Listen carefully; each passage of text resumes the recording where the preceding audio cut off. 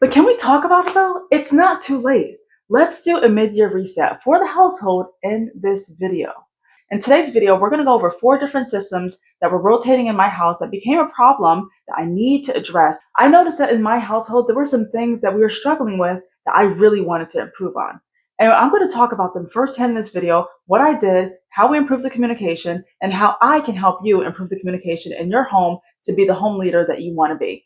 My name is Cynthia, and I help high achievers create action plans in order to win in household management and feel less overwhelmed.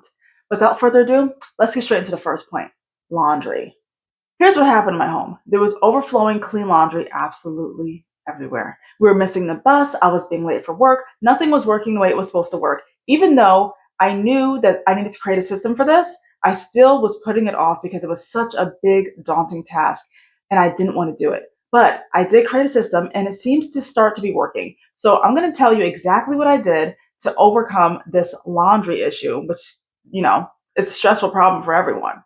So the very first thing I did was I realized that everyone needs to be held accountable for their dirty and their clean laundry in my home. We're going to discuss the leadership lesson and the aha moments that we're going to fix. Here's what needed to happen. I realized that kids needed to express when they had dirty clothes in the home so that my boyfriend and myself, knew when there were dirty clothes so that we could wash them and have a whole system and a whole routine for the whole entire thing. But that wasn't happening exactly. We realized that the kids were not quite independent in that area, and they needed a little bit more guidance than I would like to admit for that. And it was kind of annoying, and it kind of pissed me off a little bit, but that's just where they were, and that's just how we ended up fixing this whole thing.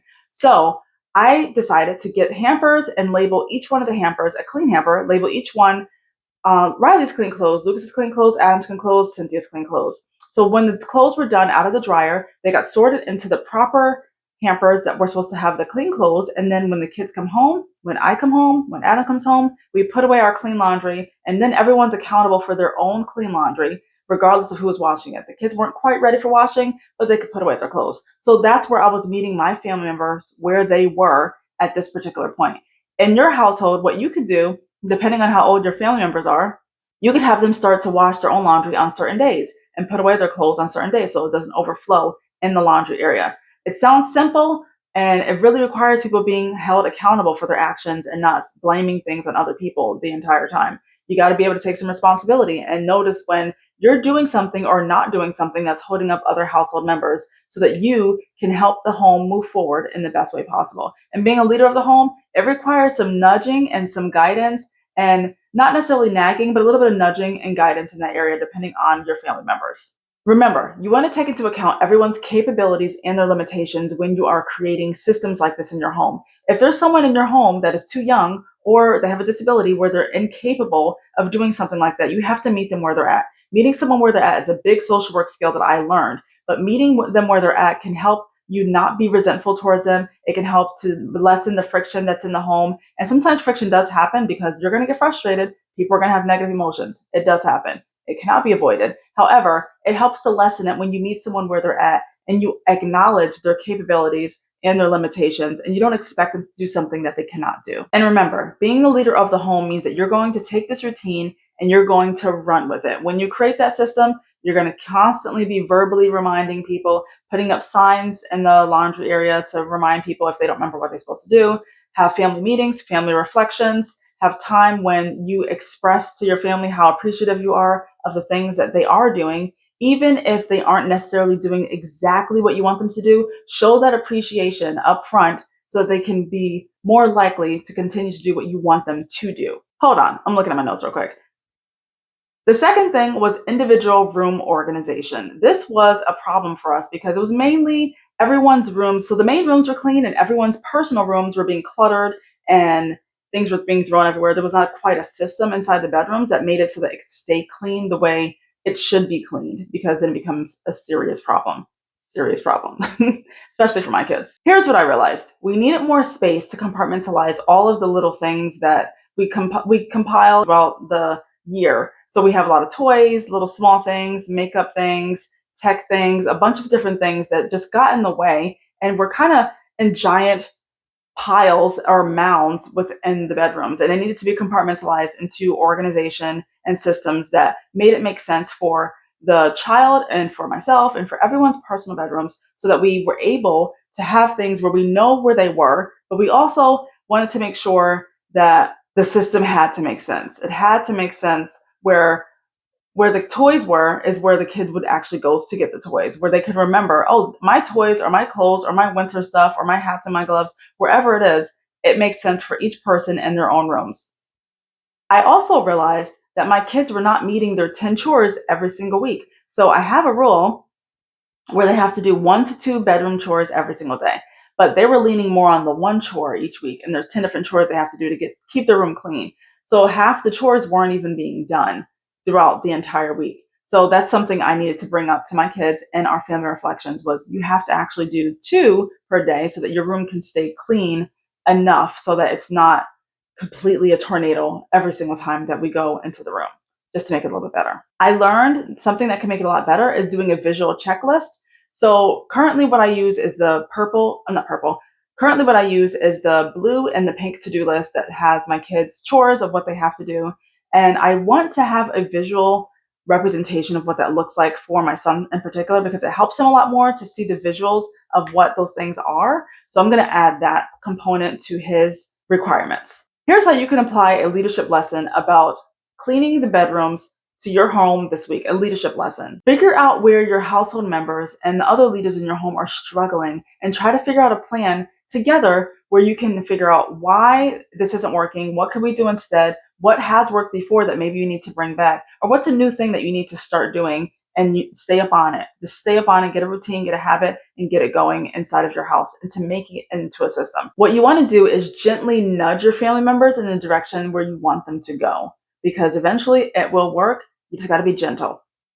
The third thing that we had to work on were our schedules. So I recently made a video about my family schedule that fell apart and how I had to rebuild it. So our schedule is going to change again. So I'm going to be starting a part-time job really soon. And in that part-time job, I am going to have different hours. So it's going to affect the after school when they come home from the school year.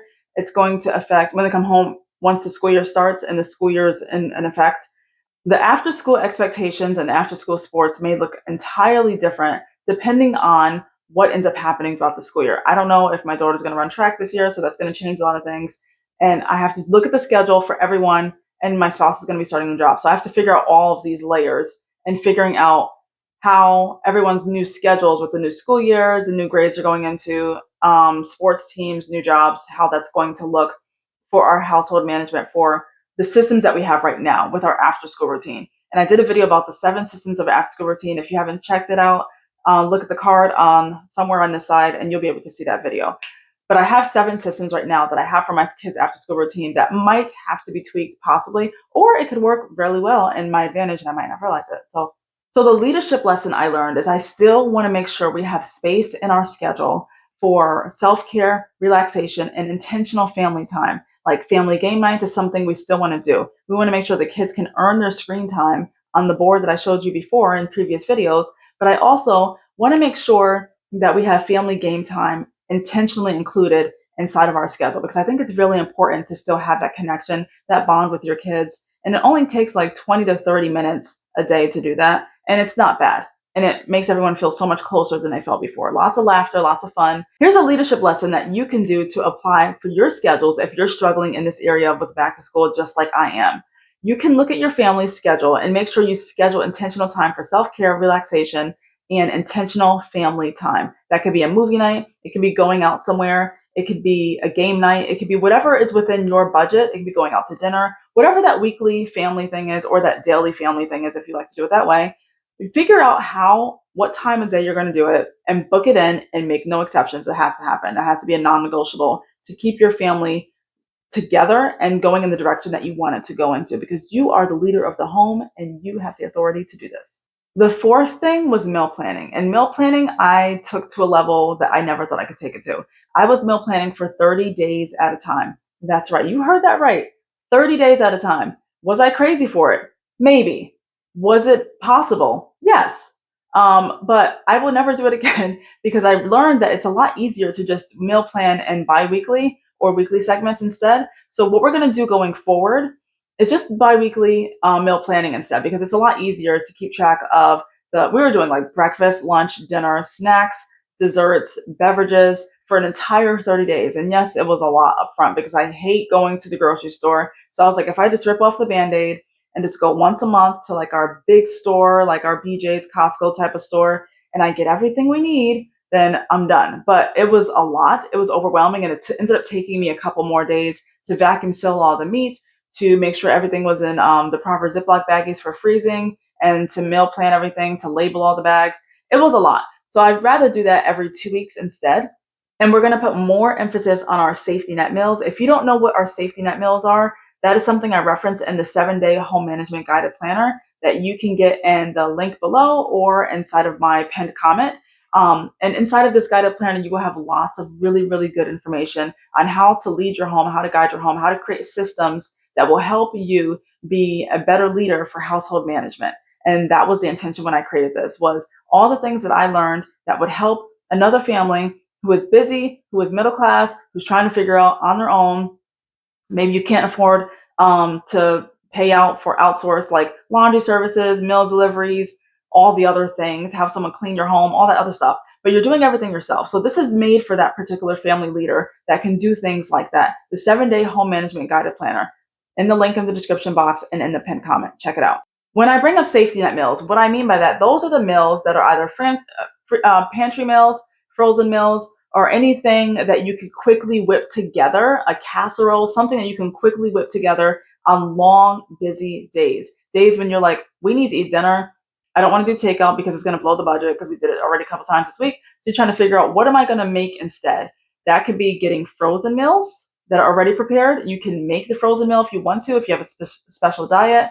You can have pantry items that you can make into your diet. Always have a working pantry and a long-term pantry for this reason. When you go grocery shopping, just grab a couple of extra items here and there, and it will drastically help you a lot. But I swear, by continuing to refill your deep freezer and your pantry with foods that you can make in a pinch. When there's a snowstorm, when there's a hurricane watch, tornado watch, you lose power, the kids suddenly don't have school because of whatever's going on, make sure you have things just in case. It's always good to have 3 days of emergency meals just in case. Good guidance right there. Here's how you can apply this week for yourself as a leader of your home. What you're going to do is come up with 3 safety net meals that you want to have this week. So you can go to the store or you can put it together in your pantry. Take a look around your pantry, see what you have, take a look in your freezer, see what you can whip together. And maybe if you want to make this a lot easier, you can make a small little recipe book where you have all of your safety net meals that you can grab in a pinch, where anyone in your home, another leader, another household member in your home, can just grab the meal plan out and figure out, okay, we have chicken, frozen peas, and some cream of chicken soup in the pantry. What can I make tonight? And you can make a casserole, you can make lots of different things. So try to figure out, that was just an example, but try to figure out what you can put in your recipe book so that you can have all your safety net meals together with recipes so that people can know exactly what they need to make just in case you're not home and they need to make a safety net meal. Not everything's going to rely on you to be present for it to still happen. So this is how I plan on doing a mid-year reset for my family. I did an audit of how the year has gone so far, and I found those 4 areas of systems that we need to tweak or create so that we can have a better plan for ourselves long term, and so that we can feel better about ourselves as a family. I can feel better as a leader. We're going in a different direction. Everyone is feeling validated. Their feelings are acknowledged. This is how I want to lead my home. It goes back to our family pillars that we created when we first started to get the idea of creating systems and rigidity and leadership within our home. So if you like this video, make sure you comment, like, subscribe, and download my 7-day home management guided planner. And I will see you in the next video.